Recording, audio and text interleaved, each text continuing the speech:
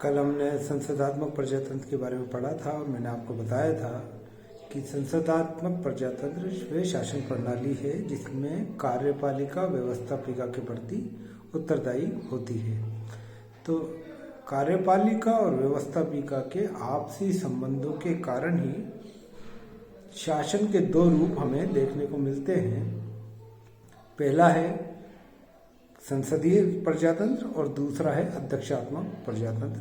संसदीय प्रजातंत्र में कार्यपालिका व्यवस्थापिका के प्रति उत्तरदायी होती है, जबकि अध्यक्षात्मक शासन व्यवस्था में कार्यपालिका व्यवस्थापिका के प्रति उत्तरदायी नहीं होती। और कल मैंने आपको ये बताया भी था कि भारत और ब्रिटेन में संसदात्मक प्रजातंत्र को अपनाया गया है, जबकि इंग्लैंड में अध्यक्षात्मक शासन प्रणाली स्वीकारी की गई। और इंग्लैंड के शासन प्रणाली और भारत के शासन प्रणाली की जो संसदात्मक प्रजातंत्र अपनाई गया है उसमें एक जो सबसे महत्वपूर्ण तत्व गुण का हमने कल या विशेषता की कल हमने बात की थी कि वहाँ नाममात्र और वास्तविक कार्यपालिका का अंतर होता है। और नाममात्र कार्यपालिका और वास्तविक कार्यपालिका का अंतर का ये अर्थ ये है कि एक व्यक्ति शासन का प्रधान होता है, जबकि शासन उसके नाम से दूसरे व्यक्ति द्वारा किया जाता है। भारत में और इंग्लैंड में दोनों जगहों में ये भेद पाया जाता है कि नाममात्र का शासक अलग है और वास्तविक शासक अलग है।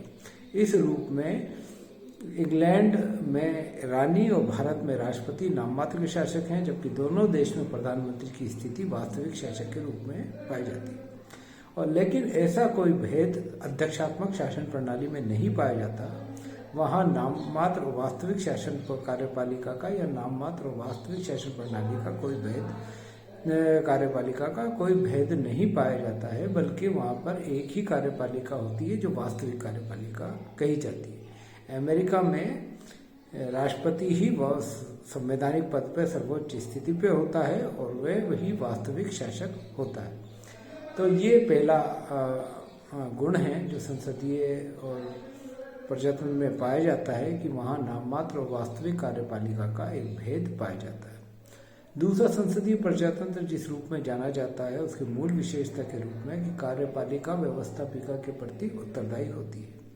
कार्यपालिका व्यवस्थापिका के प्रति उत्तरदायी का अर्थ ये है कि कार्यपालिका अपने दिन प्रतिदिन के कार्यों के लिए व्यवस्थापिका के प्रति उत्तरदायी होती है और कई तरीके से उस उत्तरदायित्व को सुनिश्चित किया जाता है। जैसे भारतीय संवैधानिक परंपरा में अगर हम भारतीय संसदीय का कार्य व्यवस्था या कार्यकारण को देखें तो प्रश्नकाल, शून्यकाल, अविश्वास प्रस्ताव, निंदा प्रस्ताव, ये सारे वो तरीके हैं जिसके माध्यम से कार्यपालिका पर नियंत्रण रखा जाता है। संसद के सदस्य कार्यपालिका के अध्यक्ष से या उसके सदस्यों से, राजनीतिक कार्यपालिका के सदस्यों से राजनीतिक मुद्दे पर प्रश्न पूछते हैं। किसी भी नीतिगत मुद्दे या प्रशासन के कार्यकारण के संबंध में प्रश्न पूछ सकते हैं, पूरक प्रश्न पूछ सकते हैं, साथ ही उसके खिलाफ निंदा प्रस्ताव जारी कर सकते हैं, अविश्वास प्रस्ताव पारित कर सकते हैं और स्थगन प्रस्ताव ला सकते हैं। तो ये वो सारे तरीके हैं जिससे व्यवस्थापिका के जो सदस्य हैं वह कार्यपालिका को अपने प्रति उत्तरदायी बनाते हैं। तो संसदीय शासन प्रणाली में कार्यपालिका और व्यवस्थापिका के प्रति एक घनिष्ठ संबंध होता है। इसलिए शक्ति पृथक्करण का सिद्धांत संसदात्मक शासन प्रणाली में एक सीमा तक ही लागू होता है। अध्यक्षात्मक शासन व्यवस्था को हम शक्ति पृथक्करण सिद्धांत का ही प्रतिरूप मानते हैं, जो कार्यपालिका, व्यवस्थापिका, न्यायपालिका तीनों अलग अलग पृथक रूप से काम करती है। जबकि संसदीय शासन प्रणाली में कार्यपालिका व्यवस्थापिका के प्रति उत्तरदायी होती है और यही राजनीतिक और संसदीय प्रजातंत्र में राजनीतिक कार्यपालिका के सदस्य संसद के भी सदस्य या व्यवस्थापिका के भी सदस्य होते हैं।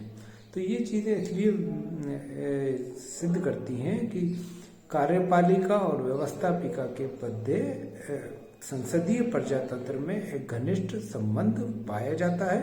कार्यपालिका के सदस्य व्यवस्थापिका के प्रति उत्तरदायी होते हैं और व्यवस्थापिका के सदस्य विभिन्न माध्यमों से कार्यपालिका पर अपने नियंत्रण को सुनिश्चित करते हैं।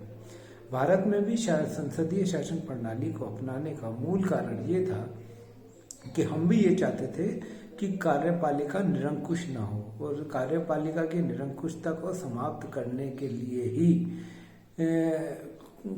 हमने संसदीय प्रजातंत्र को लागू किया, जिसमें कार्यपालिका व्यवस्थापिका के प्रति उत्तरदायी हो। तो ये बड़ा महत्वपूर्ण तत्व था कि जब हमने अपने भारतीय संविधान की रचना की तो हम कार्यपालिका की निरंकुशता को कम करना चाहते थे और दिन प्रतिदिन के कार्यों के लिए उसको उत्तरदायी बनाना चाहते थे। यही वजह है कि संसदीय प्रजातंत्र हमें अध्यक्षात्मक प्रजातंत्र की तुलना में ज़्यादा सार्थक और ज़्यादा उपयोगी लगा भारतीय परिस्थितियों में। तीसरी बात जो महत्वपूर्ण है वह है कार्यपालिका की कार्यकाल की अनिश्चितता। सामान्यतः हम यही बात सुनते हैं कि भाई भारत में भी और इंग्लैंड में भी सरकारें 5 साल के लिए बनती हैं, लेकिन इस बात को हमें समझना चाहिए कि संसदीय प्रजातंत्र का जो सबसे प्रमुख तत्व है वह कार्यपालिका की अनिश्चितता है, यानी कार्यपालिका का कार्यकाल निश्चित नहीं होता। कार्यपालिका का अर्थ ये है, जो अगर राजनीतिक अर्थ में कार्यपालिका समझा जाए तो प्रधानमंत्री और उसकी मंत्रिपरिषद वास्तविक कार्यपालिका है। अगर राष्ट्रपति को भी जोड़ दिया जाए तो राष्ट्रपति, प्रधानमंत्री, उसकी मंत्रिपरिषद वास्तविक कार्यपालिका है। वास्तविक और नाममात्र सभी कार्यपालिकाओं का समूह है।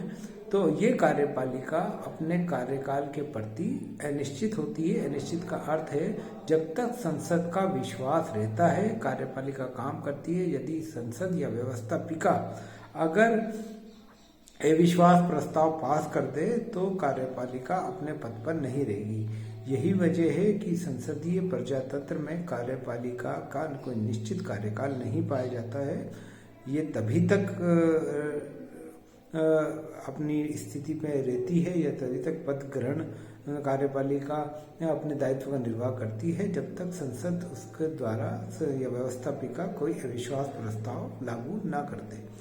क्योंकि ये बात मानी जाती है कि अगर एक बार अविश्वास प्रस्ताव पारित हो गया तो कार्यपालिका के सदस्यों को त्यागपत्र देना होगा और ऐसी स्थिति में नई सरकार का निर्माण किया जाएगा।